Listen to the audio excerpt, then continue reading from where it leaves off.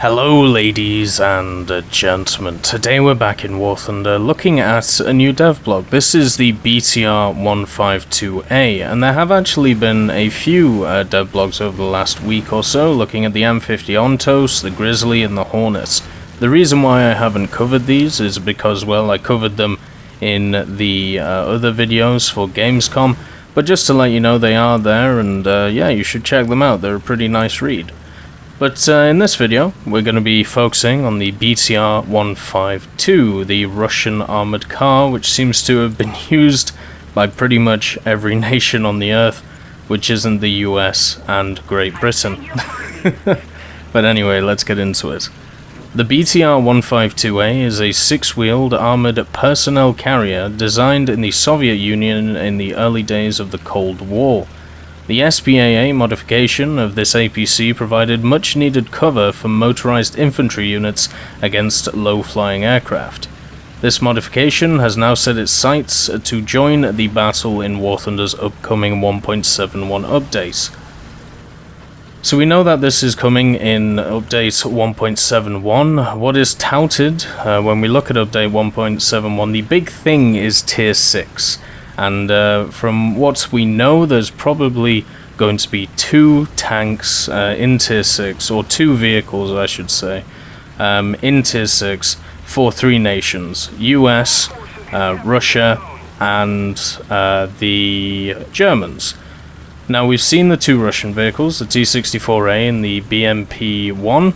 We've seen the two American vehicles, the M60 with the ERA, and the MBT-70.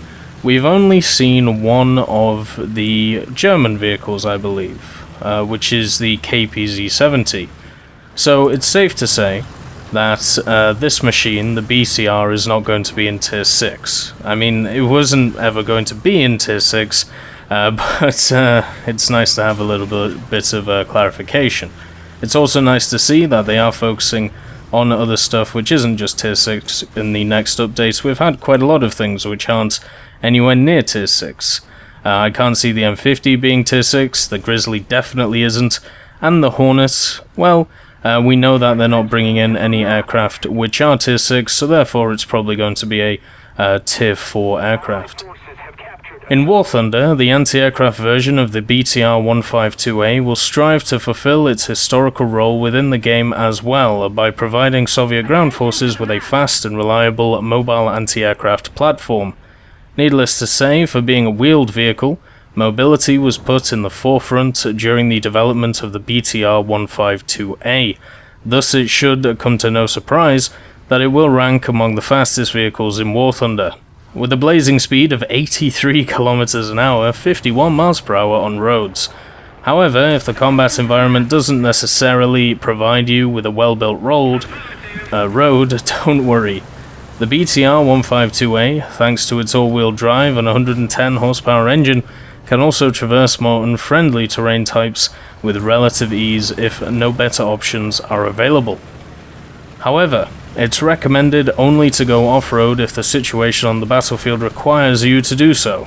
As in most other cases, such a direct route will only slow you down, whereas picking the longer routes via road will often save you some time. Nonetheless, once you reach your destination, you may sweep the skies clean with the twin high-caliber 14.5mm heavy machine guns, mounted on a fully rotatable turret on the top of the cargo bay. The guns sport excellent ballistic properties, which when paired with a good fire rate of the 2 KPVT machine guns, make for a very powerful setup of weapons that any passionate AA gunner is sure to appreciate. So what we've got here is a dune buggy with 14.5mm on the top of it. In a turret, if you look at the cube, seems to move pretty quickly. At least compared to some of the other Russian vehicles that we have in the game when it comes to AA. So that's pretty good. I mean, the thing is, when we talk about trying to get to a destination, there's only so many destinations you can go in AA. You can either try and harass the enemy on the front line, or you can just sit in the base and try and kill aircraft. So the speed and maneuverability is very nice, but generally I don't think it's going to be used that much. When I look at an AA vehicle, I generally don't see speed and maneuverability as something that I consider which is very important.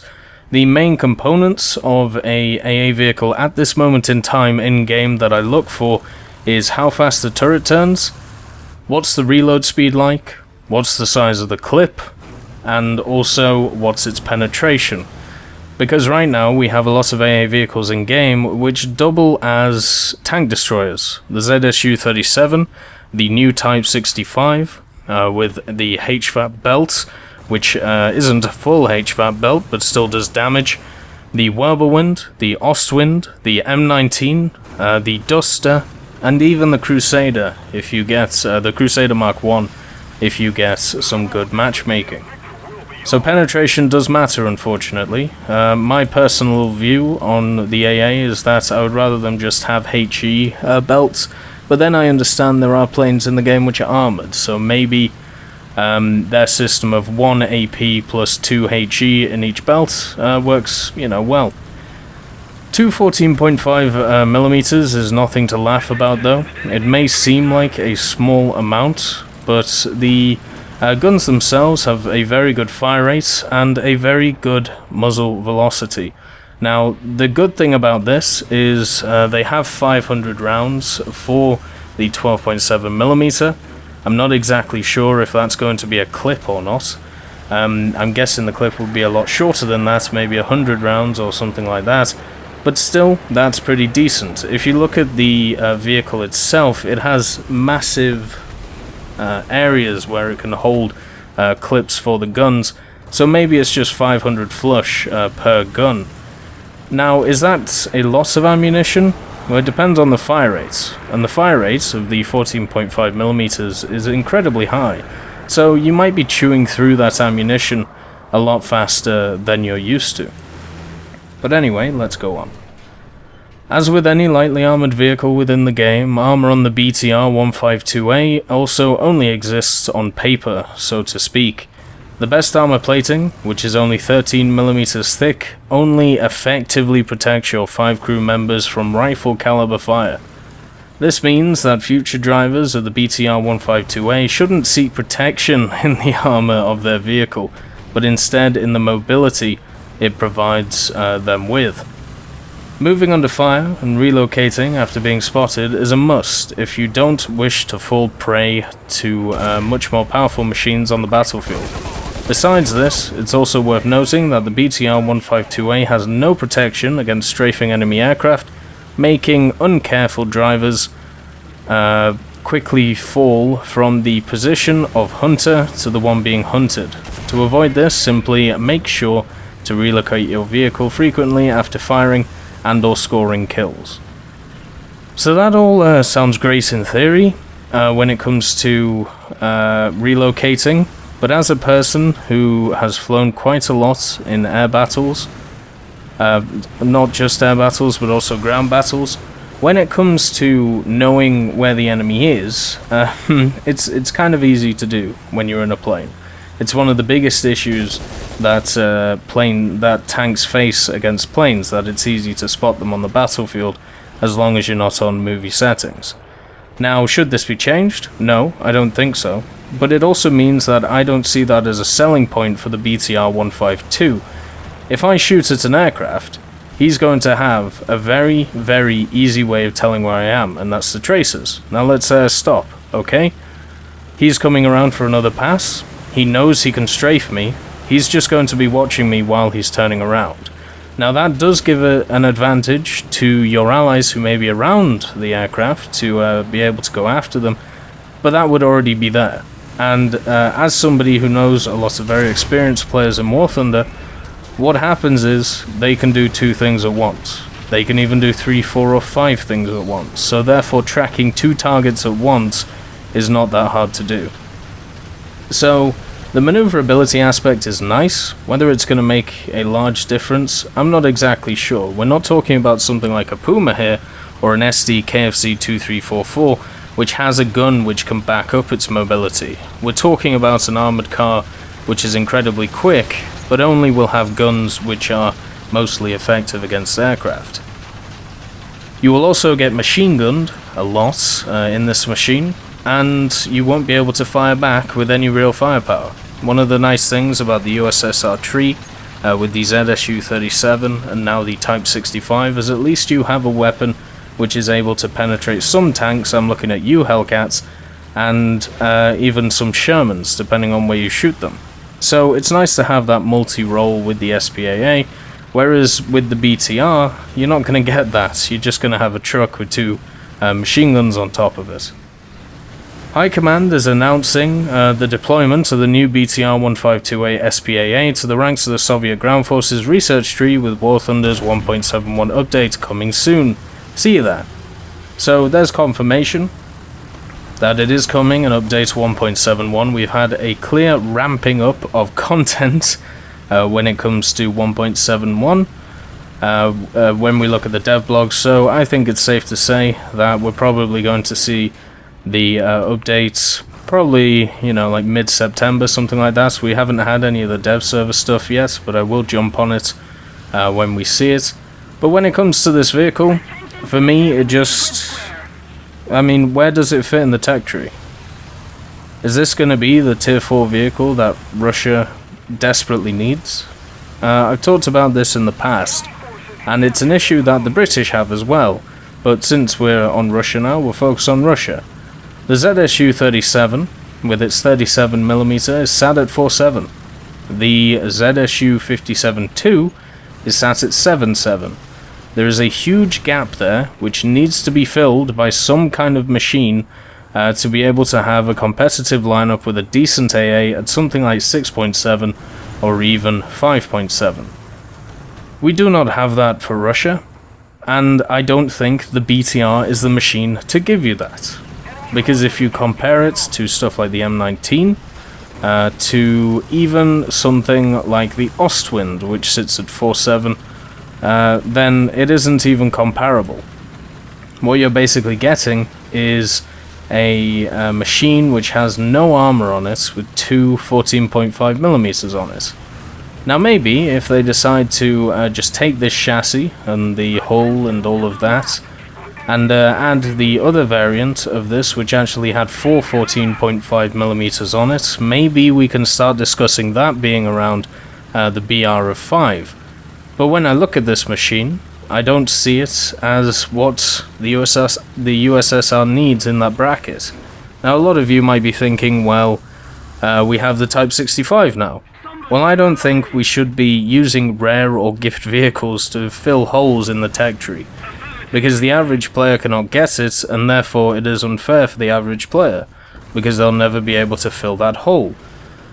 And even though I'm somebody who believes that it's okay to have holes in tech trees, I think that's completely fine. There are Russian vehicles out there which you could use to fill that hole. But for some reason we're not getting them, and maybe I'll do a separate video on them. It will also be interesting to see what its off-road capabilities are. They talk about it, you know, you should stick to roads, which is never going to be something you're going to be able to do. Because your team, if you're in an AA, you know, 5 or 10 minutes into the battle, generally either your team has won or your team is lost, or you're very close to either maybe one decision changes it. So if you're winning, you're going to be able to use the roads. If you're losing, you're not. At the same time, there's some maps which do not have roads, and this is something that the Puma ran into on release. Which they did change after a few patches, but it couldn't get up hills on heavy terrain, and what I mean by heavy terrain is heavy mud and snow and stuff like that. And I've got a feeling the BTR with its 110 horsepower engine, even though it's not going to be that heavy, it's going to struggle with situations like that. So even though it can go incredibly quickly on roads, that won't really help you when you're sat on Finland, will it? Because, well, snow exists in the game. But two 14.5mm may not seem like a lot, but generally you don't need that much to take out any plane, really.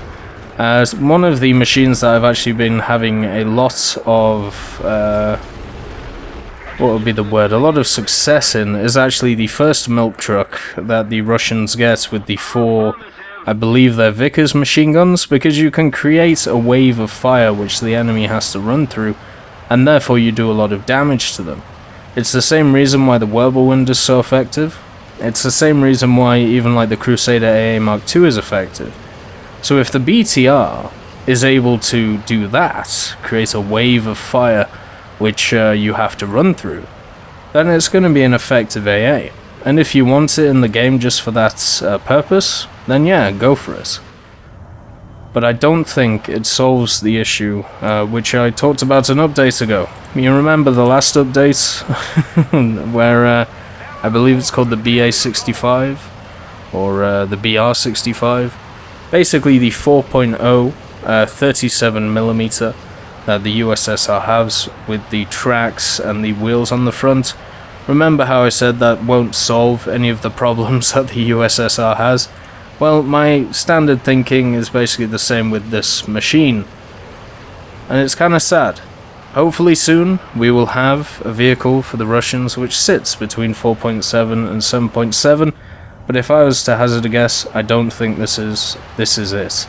I mean, the highest it'll go is maybe 5.7, but you could put this at 3.7, 4.7, 5.7, 2.7, and it would do exactly the same thing in game. So it all just depends where they decide to put it and how much they decide they want to make it cost when it comes to research. I really hope we get the 4 one. I mean, why not? We're getting the 2, let's get the 4 in here. I hope you all have a wonderful day, and I'll see you next time.